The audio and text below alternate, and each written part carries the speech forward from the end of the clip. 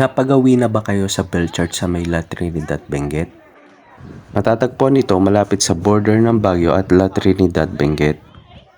Ang Bell Church ay tinayo noong August 4, 1960 sa pangunguna ng Chinese spiritual leader na si Nang Pi from Canton, China.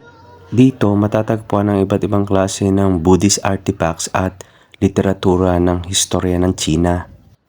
At higit sa lahat ang magandang garden landscape na kung saan ay kita ang magandang tanawin sa taas ng overlooking nito.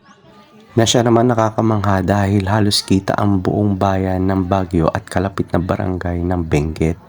Kaya naman hindi nakakapagtaka na ang Bell Church ang isa sa mga dinarayong pasyalan sa may La Trinidad, Benguet. Bukas ang pasyalan na to from 6 a.m. to 5 p.m. ng hapon.